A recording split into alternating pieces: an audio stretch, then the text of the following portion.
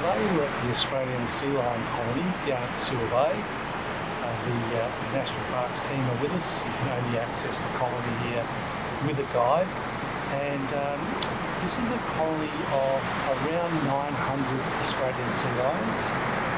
But firstly, where are we? Where's Kangaroo Island? For those who have not seen our episodes before, we're off the south coast of the Australian continent. Adelaide is our gateway city, only a 20-minute flight away, and we're right on the edge of the Southern Ocean, so you'll hear a constant roar of the waves out to the left of us there. This waves always coming in, and we're going to have a bit of a look at the lives of what is one of the rarest of all the sea lions. Australian sea lions are only found from about Perth in Western Australia around into South Australia, and Kangaroo Island has one of the largest colonies of these animals. They live here year round, so there's no sense of seasonality in terms of you've got to go at a particular month because you won't find them. That's not the case, they're always here, but what they're doing will depend on where they are in their breeding cycle. Their breeding cycle is consistent but not seasonal, which is really interesting. They have a 17.5-month breeding period between mating and giving birth, and it's ongoing. So all the girls here will all have their pups within a matter of 4 to 5 months, and it's a classic bell curve with a few early and a few late and a big peak in the middle. And they spend a lot of time nursing their pups. The mums do all of the care, the males just mate and move on, and the mums do all of the care, all the training of the pups. They take them to sea, teach them how to fish, but meanwhile they're always nursing them because they're a mammal just like us. And the little guys spend all their time resting, like these little fellows on the right here. The others on the beach spend much of their time resting because when they go to sea, they're out at sea for days and days, like 4, sometimes 5 days, continuously feeding. They take a big breath, dive down to the bottom, and they're looking for octopus, crabs, lobster, perhaps some scalefish, and they eat them out at sea. One of those dives may be 12 to 15 minutes on one breath, come to the surface, and they've got a really, really rapid recovery. Their turnaround is only a couple of minutes, and then off they go diving again.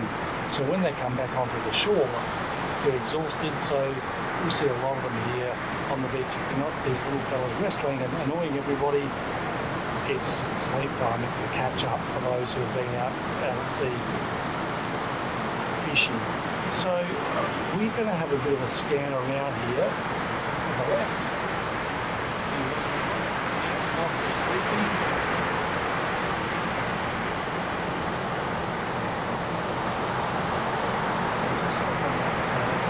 Big fellow here to the right he's laying on his back just on the extreme right of the screen now.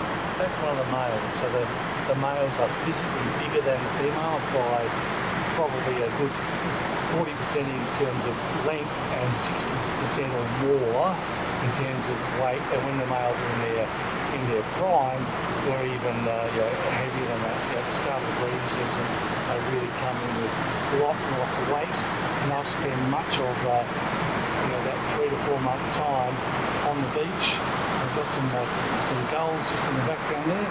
They're crested terns, or I think the same bird you call in the northern hemisphere, if you're tuning in from the northern hemisphere, a swift tern. There's a lot of animals that share the beach, the sea lions, hooded dotterels, ospreys going past. So it's a really nice natural history experience to come down here with a guide and able to see what's going on, just interpret their behaviour. And they're only a matter of 30, 40 metres away. We've got a big zoom lens in, so that's bringing them closer, but you're able to see them from 30, 40 metres, so that's what you're less than 70 to 100 feet, depending on the activity. The management of people down here is quite dynamic. if the animals need a bit more room, if they're racing around or moving into the dunes or coming back down, we then have to get out of the way. So there's no real hard and fast, this is how close we can stand, this is how close we can be now, but if the animals decide to come towards us, then we're the ones that back away. So the sea lions have the right of way here.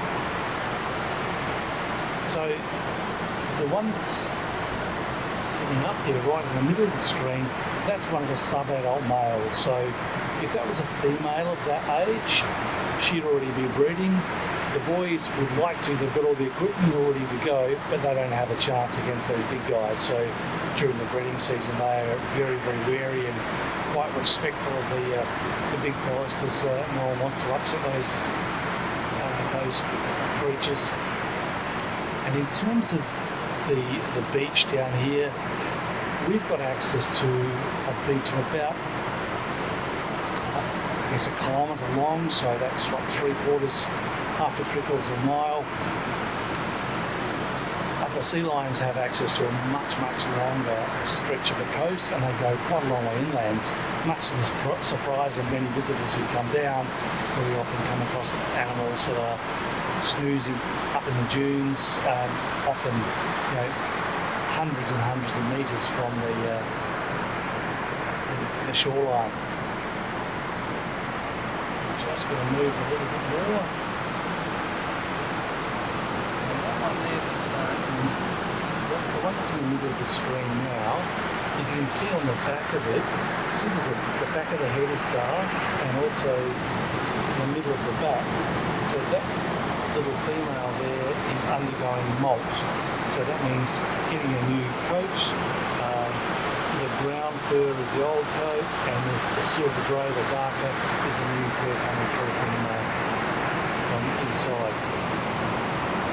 So you put that one up to the left. This one is just coming on there.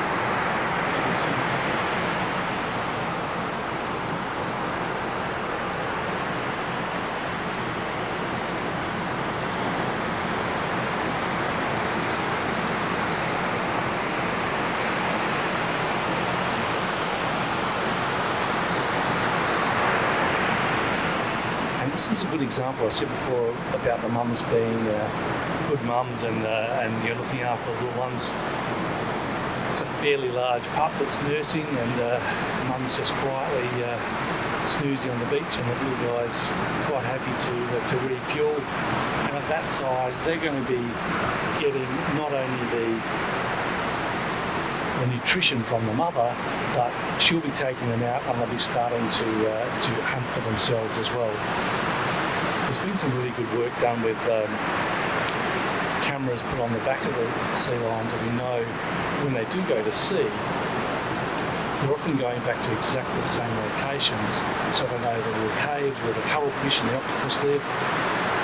So they've got a very, very good hunting strategy, and they keep going back to all the good spots. And there's a bit of action just around to the right here from the little male coming up the beach.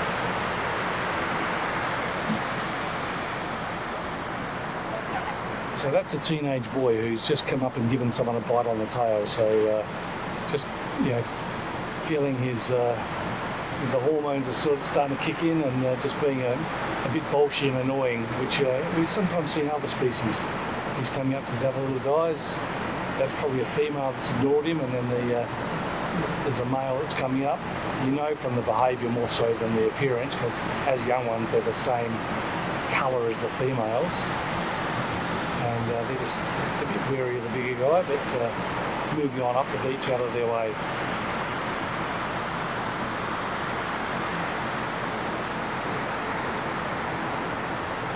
The adults are really careful with their energy. They're very efficient, whereas the little ones, they don't care if they run out of energy, because they just go and find mum and refuel.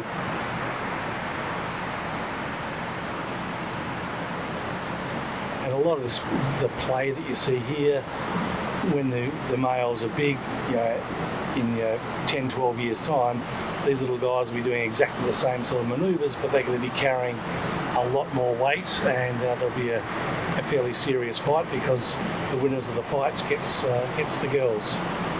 Here comes that same troublemaker teenager coming in from the back there to ignore them.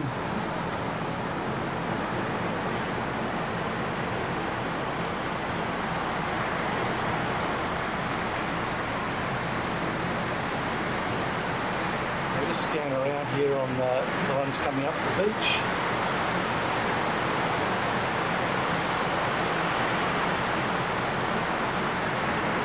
Female there in the midst of them, next to that sub-adult male that's sitting up.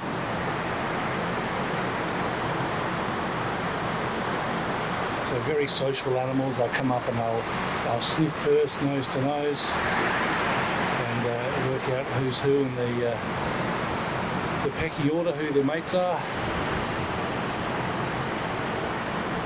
It's a nice bit of sunshine just on the one on the left here, there on the water's edge. Just zoom in on that.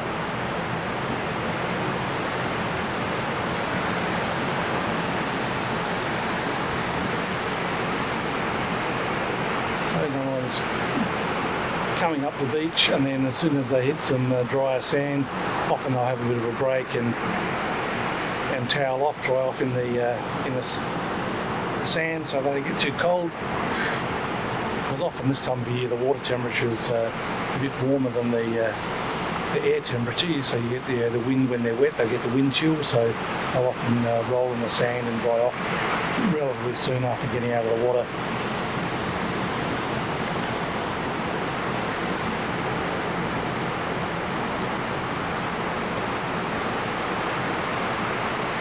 Coming up to sniff like the other one did, just to see who's who.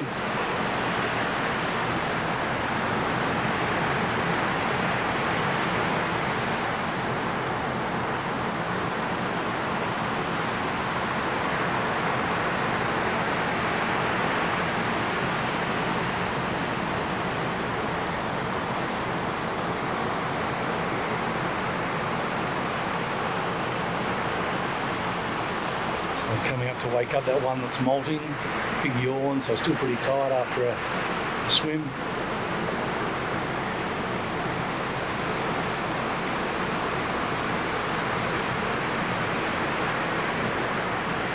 The little ones looking at us, so they're obviously aware of us, but they've developed over a very, very long period of time down here, developed quite a tolerance of people sharing their beach, as long as we do the right thing, keep the distance, give them the space. They are very, very tolerant of us sharing their beach.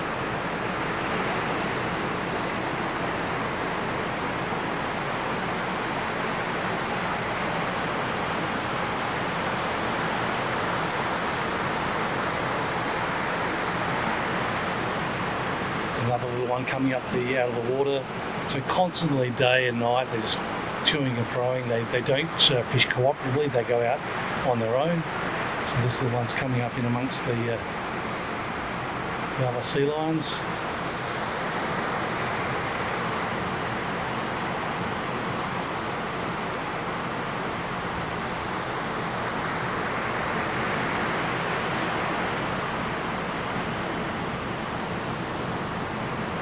Skirting around the big boy, giving him giving him a bit of distance.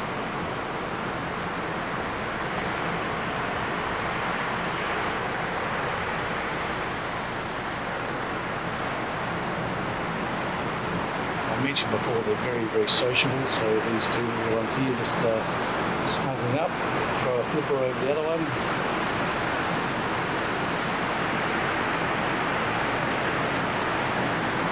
That's that little pup that's not so little, it's still nursing from its mum. We saw that one nursing just a moment ago.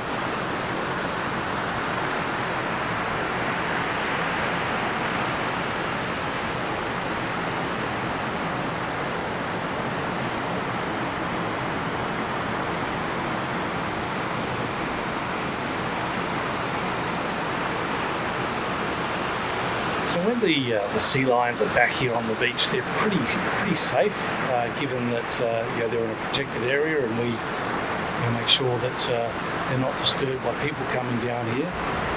When they're out to sea, their biggest threat are the great whites, which are quite, I wouldn't say common, but they're not an unusual encounter of the Southern Ocean here. And the other predator, which is not so common, but we're getting increasing numbers or increasing sightings, are the orcas. They'll also hunt the sea lions, but that's not as frequent an encounter as the great whites.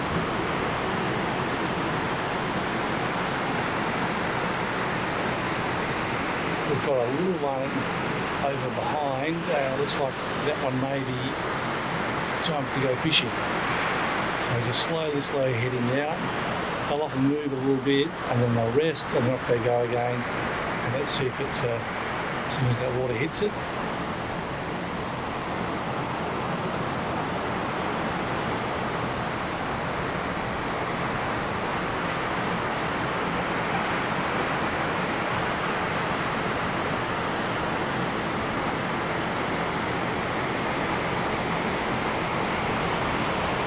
Wave coming in, it's going to pick him up and off he'll go.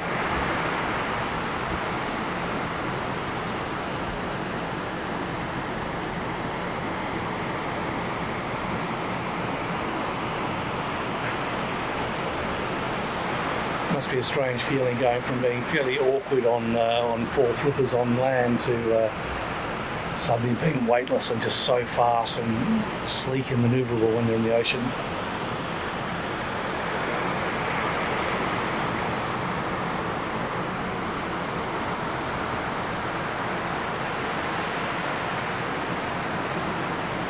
So the one that's sitting up now and grooming, that's one of the females that we saw come out of the water earlier. So they do spend a lot of time grooming.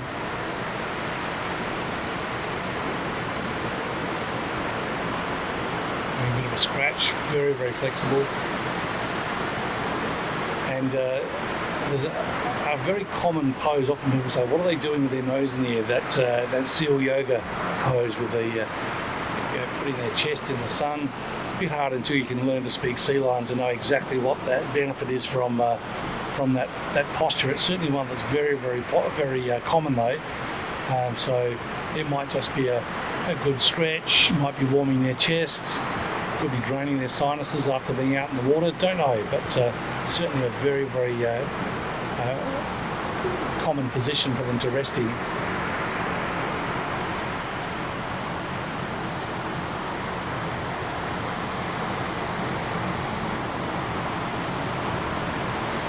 Well, we might leave it at this point. We'll sign off, leave the sea lions to doing what they do best, snoozing in the sun. Thanks very much for tuning in, and look forward to seeing you next time when we're live from Kangaroo Island.